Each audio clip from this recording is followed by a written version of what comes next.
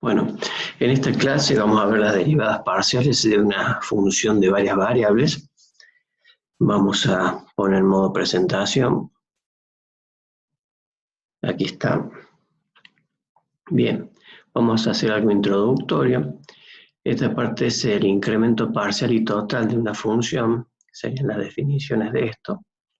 Acá tenemos una función z igual a f de xy, en la que se ha graficado una parte de su superficie que corresponde al dominio de este rectangulito, que es cuando a partir de un punto xy le hacemos incrementar un delta x a x y un delta y a y, se nos forma este dominio. Entonces, si el incremento parcial de z respecto de x es solamente el incremento de z cuando nos movemos solamente en dirección x, es decir, cuando producimos una variación solamente en la variable del dominio x. Y es la resta, ¿no? Sería f de x más delta x y permanece constante menos f de xy. Y sería esto representado en la imagen. Lo mismo con el incremento parcial de z respecto de y. Variamos solamente en delta y en el dominio y se nos produce este incremento de z. Y después el incremento total, que es cuando ya variamos las dos variables en sus deltas, y el reflejo en la imagen es este, delta z. Este es importante por el tema de la derivada, ¿no es cierto? Y bueno, y acá vienen las definiciones de las derivadas. Si tenemos una función que sea de dos variables, es decir, f de R2 en R,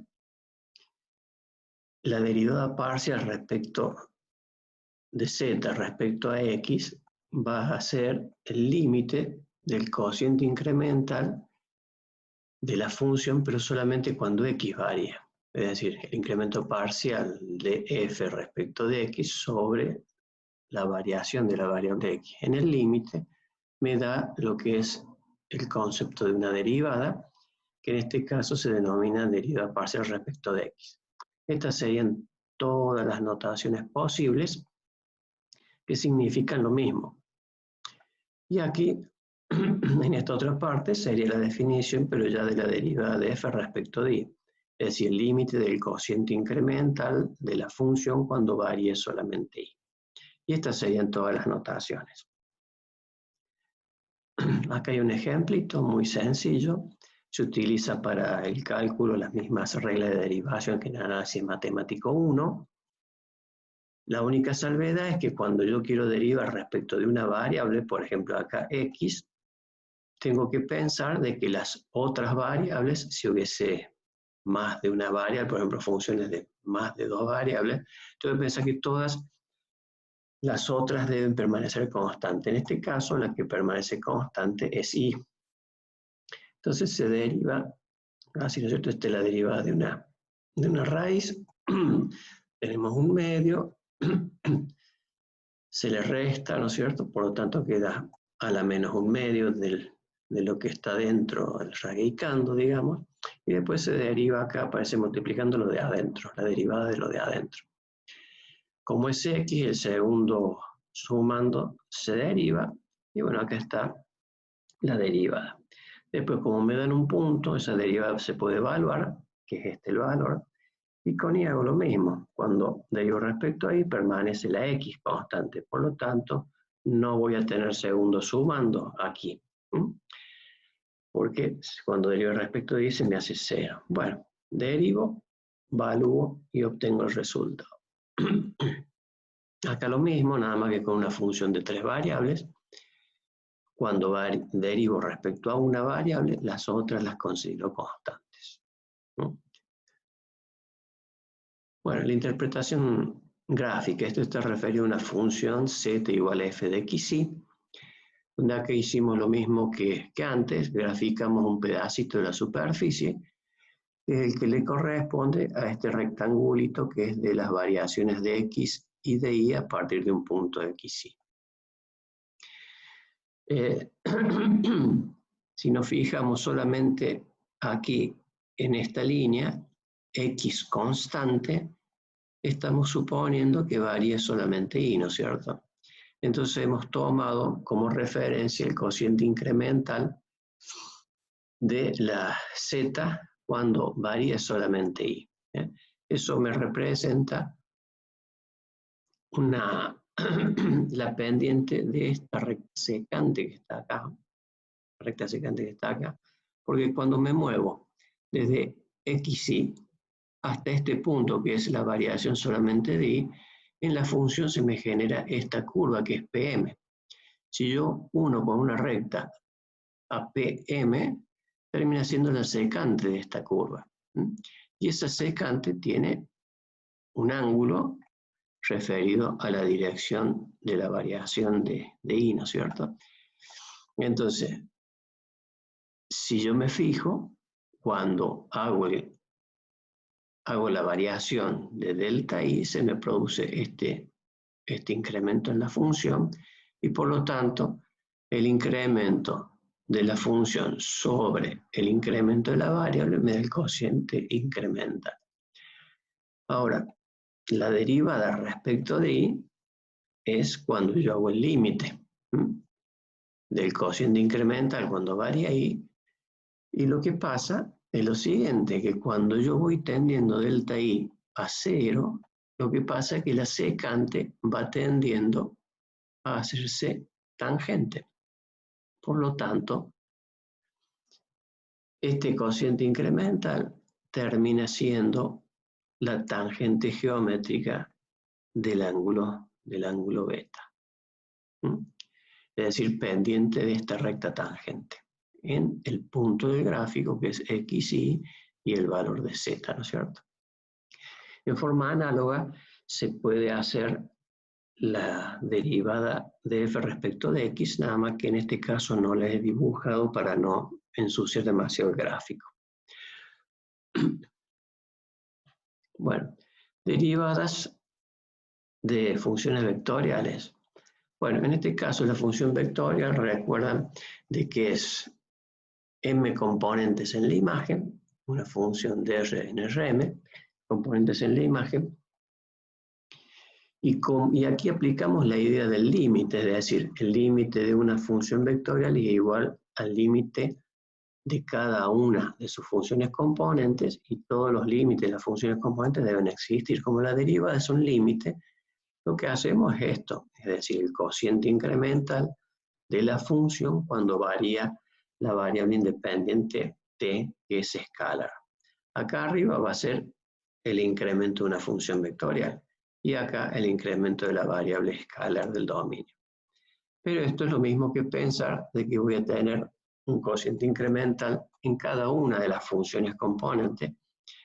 Por lo tanto, en definitiva, la derivada de la función vectorial es lo mismo que derivar cada una de sus funciones componentes. Es decir, derivo respecto a t, obtengo un vectorcito derivada.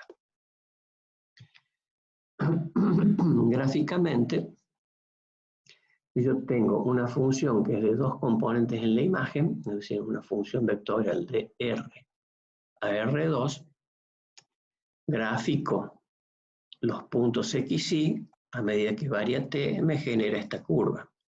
Ahora, para un t determinado tengo un punto o un vector posición, que es lo mismo. Un punto o vector posición hace referencia a la misma función. Para un t me da un punto P. Para un t más delta t me va a dar otro punto. Y esta, la resta de m menos p, es lo que se llama el incremento de la función vectorial. Es un vectorcito. Yo me fijo, el cociente incremental va a ser el incremento de la función vectorial dividido el incremento de la variable independiente. Ahora, esto es un vectorcito que termina siendo paralelo al vectorcito incremento de la función, porque este está solamente dividido por una escalar.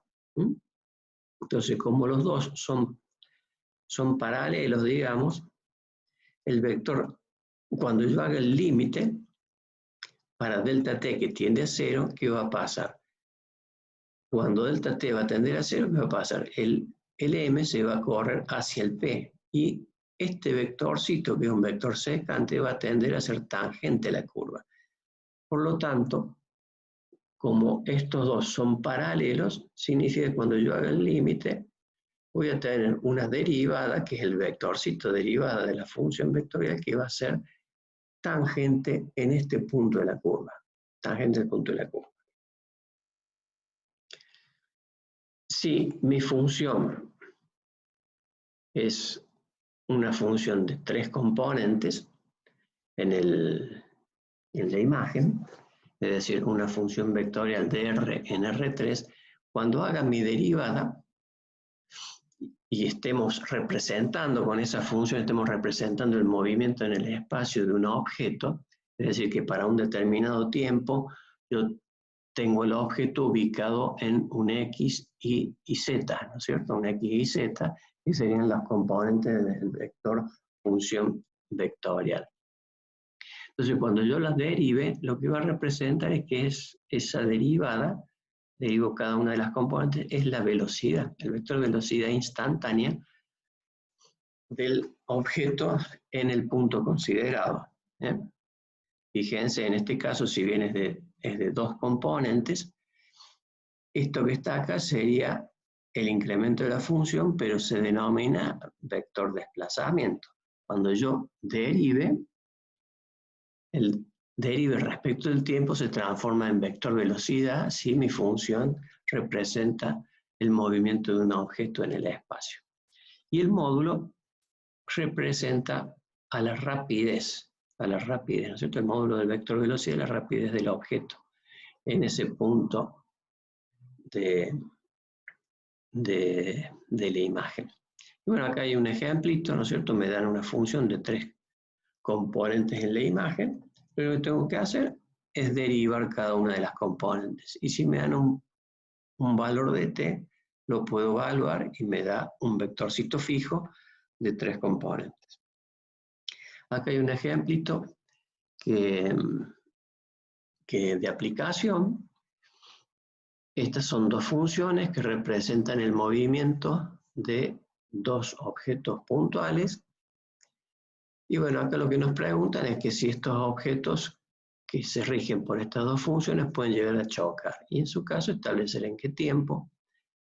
Y después además establecer la velocidad, la rapidez y en qué ángulo y cuál es el ángulo de choque. ¿Ya? Bien, acá como son 2 objetos con 2 funciones, bueno, este es el X, el Y y el Z para un determinado tiempo del primer objeto, el X, el Y y el Z del segundo objeto. Lo que hago es igualar X con X, Y con Y, Z con Z. Y bueno, acá en este caso lo hemos hecho así. Nos da que llegan al mismo punto para un t igual a 4. Ese t igual a 4 puede ser segundos, horas, días, no importa, es tiempo. Entonces después lo que hago, bueno, a ese derivamos cada función, me va a dar el vectorcito de velocidad del objeto 1, vectorcito de velocidad del objeto 2, para el tiempo 4, justo en el tiempo de choque, me da estos vectores de velocidad instantánea, y esta sería la rapidez en el momento del choque de cada uno de los objetos. Y el ángulo se puede sacar por simple definición del producto escalar. Es decir, como los 2 vectores de velocidad tienen su dirección y sentido, bueno, se puede calcular el ángulo a través del producto escalar. En este caso es este. Y bueno, y este sería el punto de choque, es decir, evaluamos en la función en t igual a 4. Bueno, estas serían las derivadas parciales en campos vectoriales. Esto no es complicado porque campo vectorial es, en esencia, es parecido a la función vectorial. Tenemos m componentes. La única diferencia es que tenemos n variables independientes, o sea que podemos derivar el vector en n veces, ¿no es cierto? Pero en esencia es lo mismo, es decir, cada componente debe ser derivada respecto a la variable de la cual se está derivando. Entonces acá voy a tener, esta sería la definición, ¿no? El límite del cociente incremental de la función vectorial es igual al límite del cociente incremental en cada una de las componentes, siempre referido a la misma variable. Estamos derivando respecto a la variable xy. Entonces, como resultado nos va a dar un vectorcito derivada de cada una de las componentes respecto a esa variable independiente. Y así con todas, es decir, desde 1 hasta n. Aquí lo que hemos hecho es ubicar en una matriz todas las derivadas parciales. Esa matriz se llama matriz de derivadas parciales o matriz jacobiana. La notación es esta, es J, arriba se ponen todas las funciones componentes, F1, F2, F1, F2, Fm, y abajo todas las variables independientes. ¿Cómo se forma? Y bueno, cada columna es la derivada de todo el vector, es decir, de F1, F2, Fm, respecto de una de las variables. Por eso, en la primera columna va a corresponder F1, F2, Fm derivados respecto de x1, la segunda va a ser respecto de x2, y así sucesivamente hasta llegar a xn. Por lo tanto, yo voy a tener una matriz que es de m filas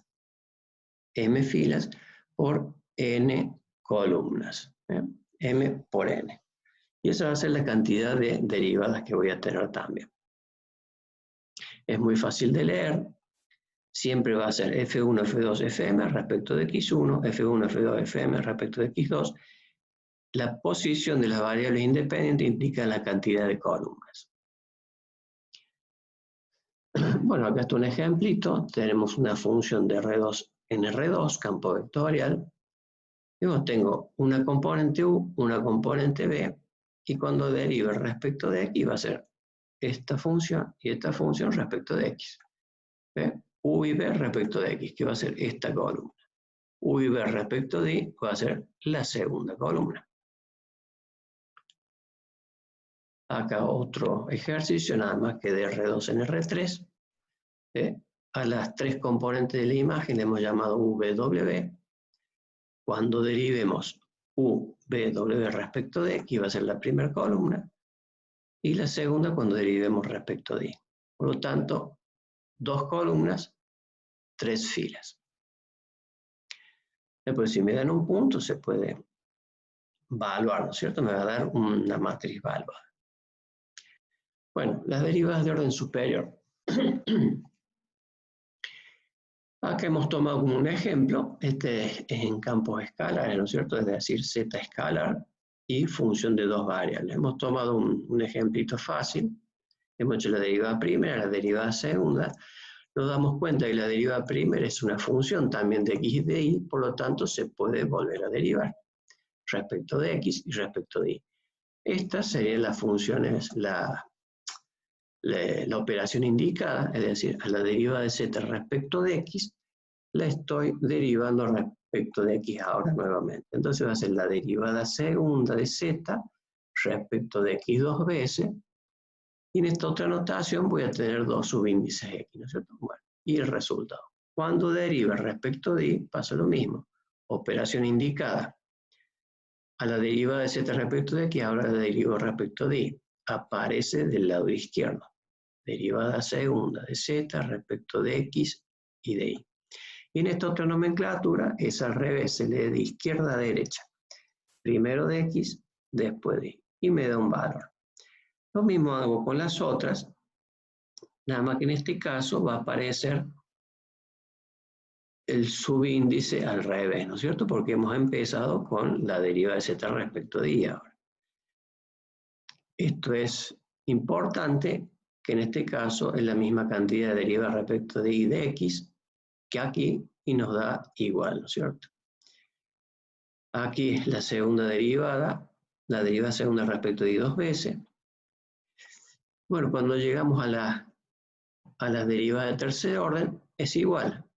Esta se le puede derivar respecto de x y de y. Y aparecen con esta nomenclatura. Fíjense que en todas hacemos algo similar.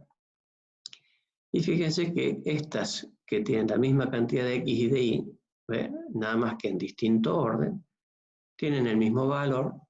Y estas también, 2 de y y 1 de x, que están en verde, 2 de y y 1 de x, también tienen el mismo valor.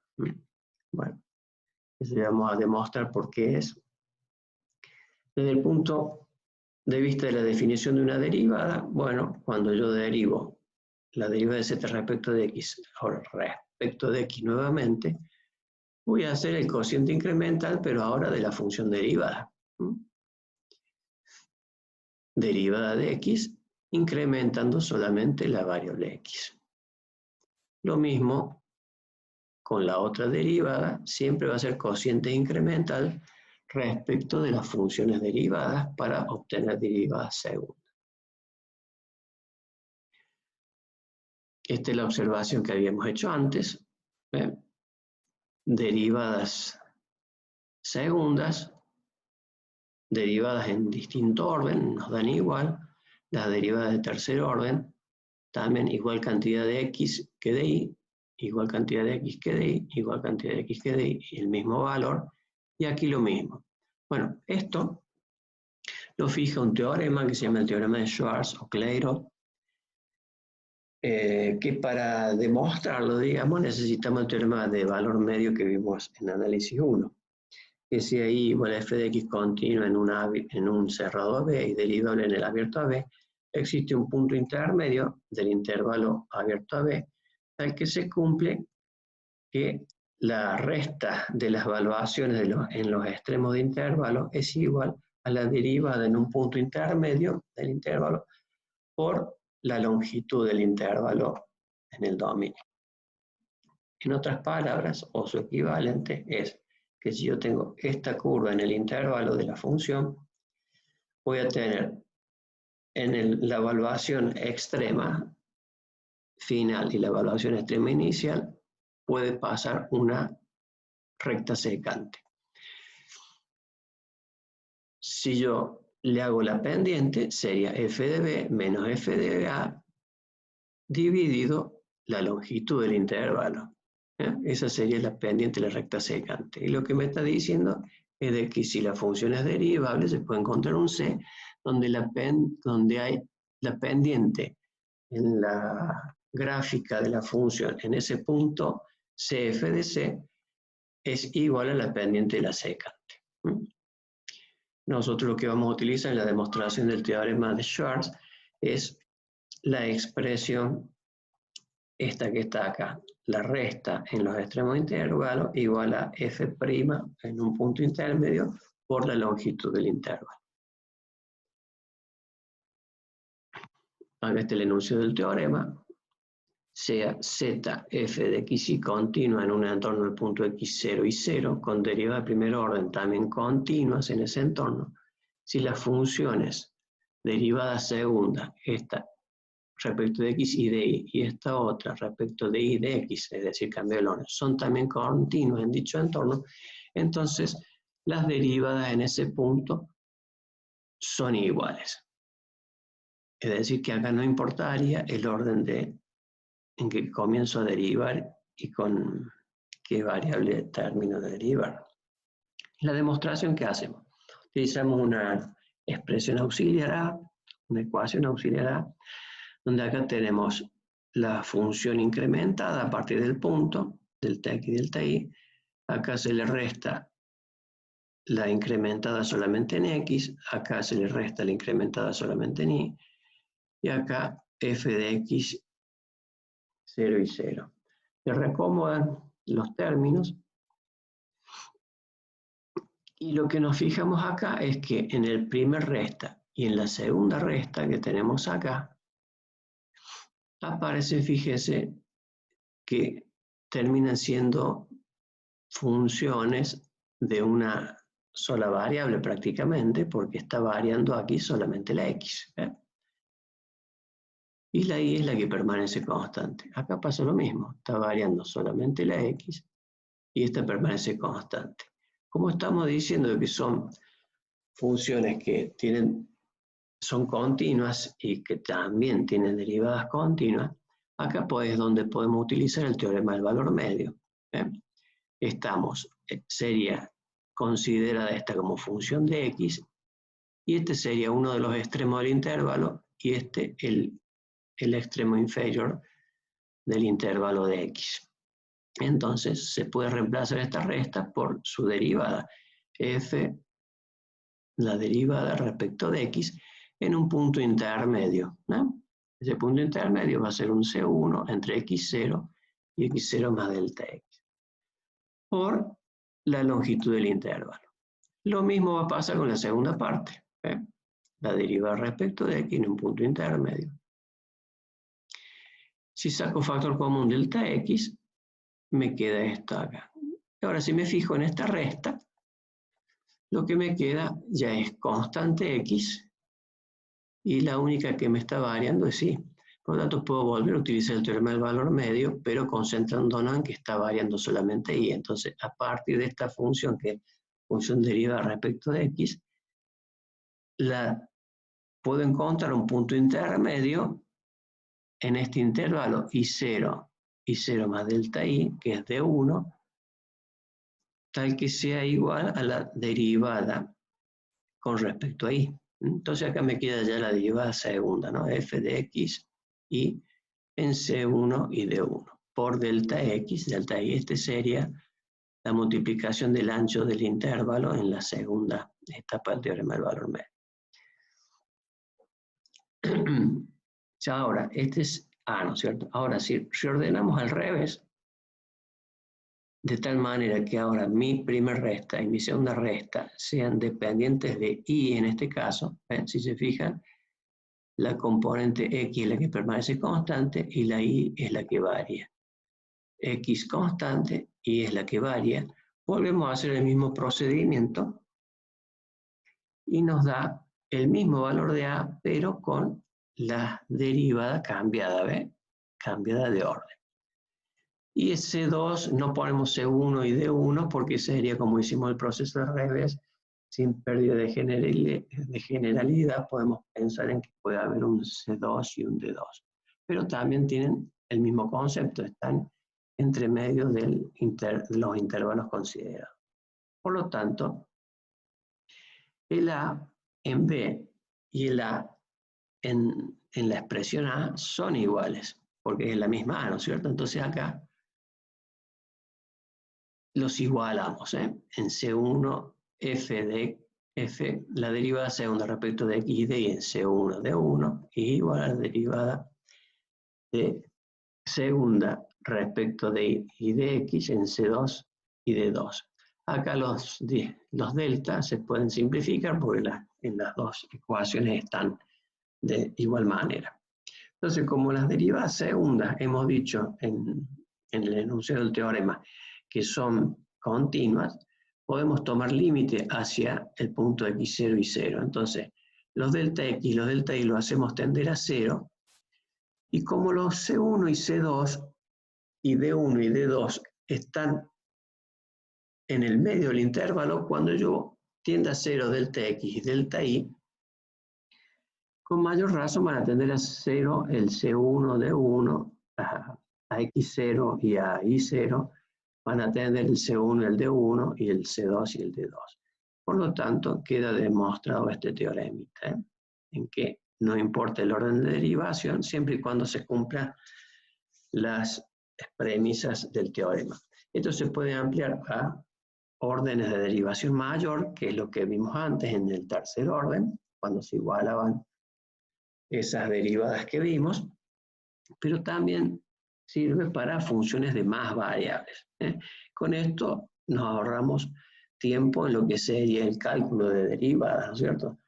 Utilizando el teorema de Schwarz nos permite calcular menos cantidad de derivadas, es decir, no calcularlas a todas si es que se cumple el teorema. Bueno, acá tenemos un título que es opcional, es decir, que si ustedes desean lo estudiar o no, porque no está en el programa, pero bueno, es algo que les quería mostrar para que vean que existe. Así, en la función vectorial, así como podemos obtener la derivada primera, derivando nuevamente podemos obtener la derivada segunda. Acá, si la función representa el movimiento en el espacio, cuando hacemos la derivada segunda en una función de 3 componentes, a partir de la velocidad, que sería la derivada primera, obtenemos, al derivar respecto al tiempo de nuevo, obtendríamos la aceleración instantánea del punto. Bueno, y las derivadas sucesivas en campos vectoriales también es opcional de estudio para ustedes, es decir, no está dentro del programa, pero para que vean que existe, también se puede derivar. Así como cuando derivamos una vez respecto a una determinada variable, tenemos un vectorcito derivada, que es la componente 1, la componente 2, la componente m, respecto de una variable independiente, este vectorcito sigue siendo un campo vectorial que es el vector derivada respecto de la variable xy. A ese vectorcito se lo puede volver a derivar respecto de todas las variables independientes. Por lo tanto, si lo vuelvo a derivar, es decir, acá esta sería la matriz de las derivadas segundas de este vector, ¿ves? Si en todas sus derivadas, es decir, la derivada de este vector respecto a x1, la segunda columna respecto de x2 y así sucesivamente. Bueno, aquí hay un ejemplito, ¿no? Esta sería la matriz de derivadas primeras. Si yo tomo el primer vectorcito, que sería u y b respecto de x, u y b respecto de x, ¿cierto? Lo puedo volver a derivar a ese vectorcito respecto de x y de y nuevamente, ¿ya? Y obtendría una matriz de derivadas segundas. Y así con el otro vectorcito de la matriz jacobiana, ¿no? Con este otro se puede hacer exactamente lo mismo, que sería la derivada de u y de b respecto de y, ¿no? Bueno, y ahí terminaría nuestra tercera clase. Y bueno, espero que les sirva.